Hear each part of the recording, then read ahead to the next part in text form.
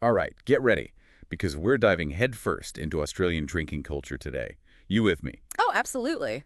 You want to go a bit deeper than just those beer-loving Aussie stereotypes, right? And kind of get why alcohol is such a big part of their culture? Yeah, there's so much more to it than you might think at first glance. Okay, well, we're working from this video script, and, well, the title kind of says it all. Why are Aussies hardcore boozers? But I think, as we'll find out, it's a lot more interesting than that. History, social dynamics, even some good old Aussie sunshine. Yeah, it's pretty crazy how far back you can trace alcohol's influence in Australia. Did you know that during early European colonization, they actually used rum as money?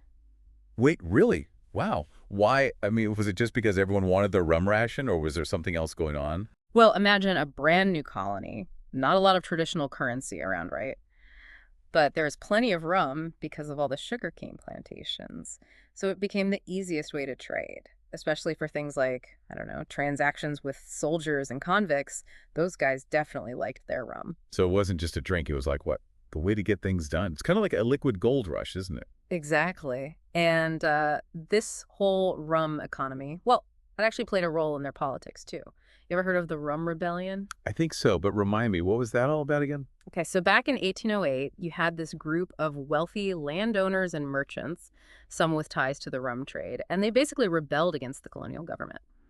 And one of the big reasons, well, the government tried to regulate and put taxes on the rum trade, and while they saw that as like a direct threat to their business. Wow, so alcohol was like the main reason for an actual rebellion. It's pretty crazy to think something we usually think of as a social thing could have such a big impact on history. It really shows how important alcohol was to early Australia for their economy and for their society. And as things developed, that social part became even more important, especially with the rise of another iconic Australian institution, the pub. Ah, yes. The Aussie pub. I bet is more than just a place to get a beer, right? You're getting it. I mean, since you're interested in the cultural side of things, picture this, the gold rush era. Thousands of these prospectors are heading to Australia. They're working really hard in some pretty harsh conditions. And the pub, well, it becomes this essential place for them to relax, swap stories, and basically form bonds over a beer. So it was about like camaraderie, letting off some steam after a hard day, a true watering hole. Exactly.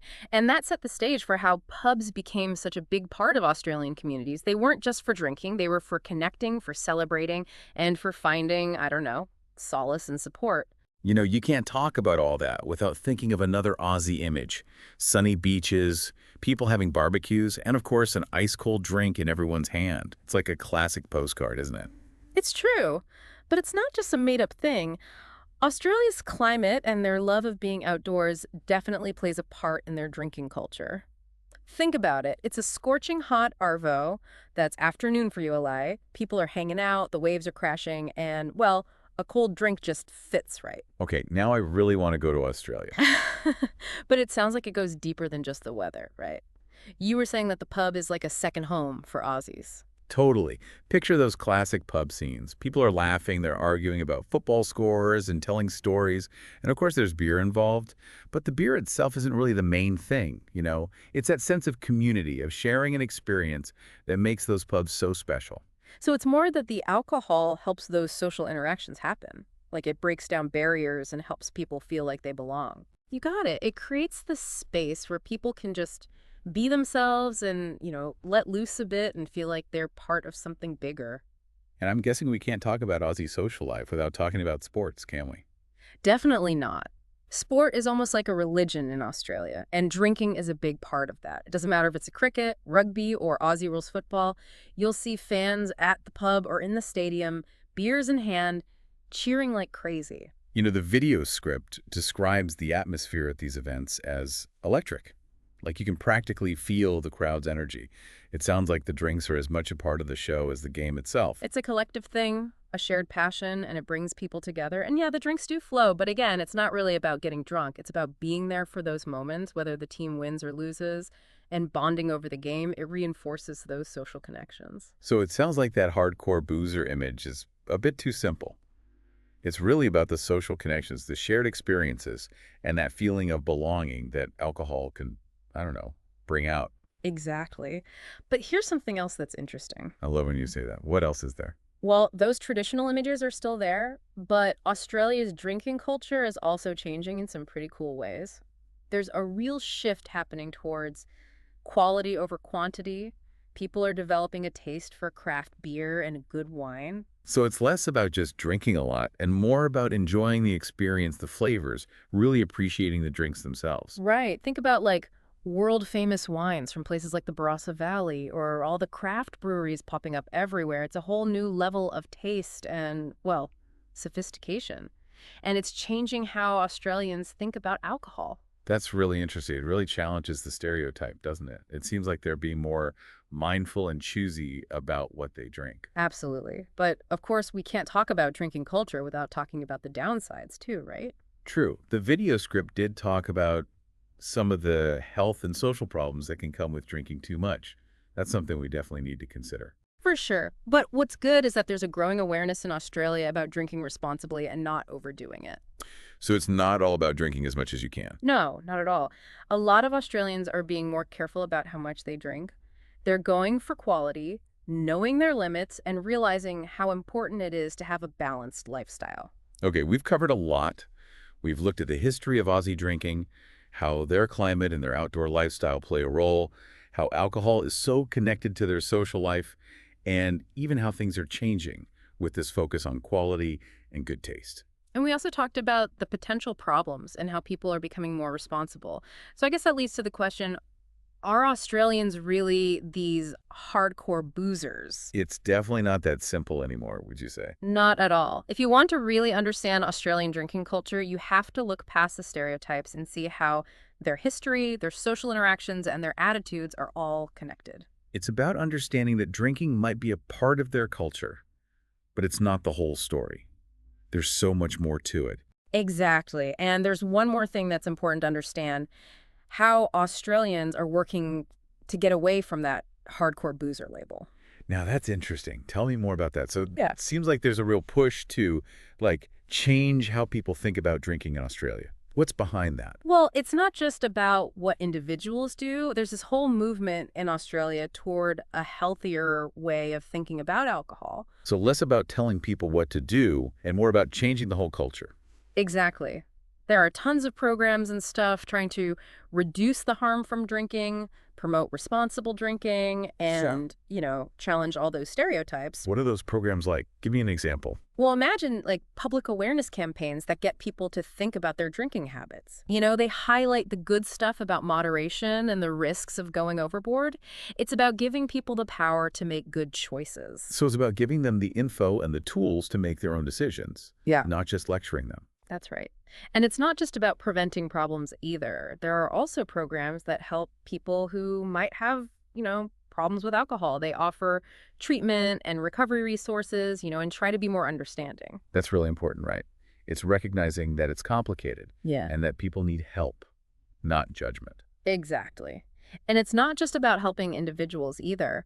There are policy changes too, things that try to reduce the harm from alcohol more broadly. Like what kind of policy changes? One thing they're doing is restricting alcohol advertising, especially the ones aimed at young people. Makes sense. It's about protecting people from all those messages that make drinking too much seem cool. Right.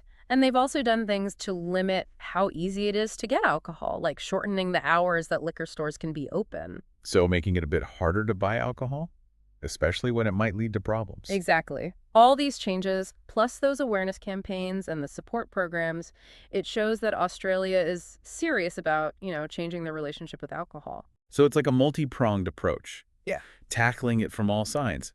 But is it actually working? Are things changing? They are. The data shows that alcohol consumption is going down in Australia, especially among younger people. That's great to hear. Seems like these programs are making a difference and people's attitudes are changing. And it's not just about drinking less, it's about drinking differently. What do you mean? Well, remember that trend we were talking about earlier, the whole quality over quantity thing? That's a big part of it. People care more about having a good craft beer or a nice wine than just, drinking as much as possible. So it's about the experience, the taste, all of that, not just getting drunk. Yep. And you can see that in how popular craft breweries have become, all the new wineries popping up, and even the fact that non-alcoholic drinks are becoming more popular. So Australian drinking culture is getting more diverse and sophisticated. Right. It's not just one type of drink or one way of socializing. Totally. And that goes for how people spend their time, too. It's not all about pubs and sports anymore. So where else are Aussies hanging out and having fun? Well, the video shows people enjoying, non-alcoholic drinks at cafes, in parks, at all kinds of gatherings. It really shows that Australians are just as happy to meet up for a coffee or a juice as they are for a beer. That's cool. Mm. It really challenges that idea that you have to drink alcohol to have fun in Australia. Right. It's about recognizing that you can connect and have a good time anywhere, whether you're drinking or not. So that stereotypical image of the hardcore boozer is starting to fade away. I think so. Alcohol is still a part of Australian culture, but it's not the only thing anymore. It's more about connecting with people, sharing experiences, and just enjoying good company. And it seems like Australians are finding more ways to do that, both with and without alcohol. Exactly.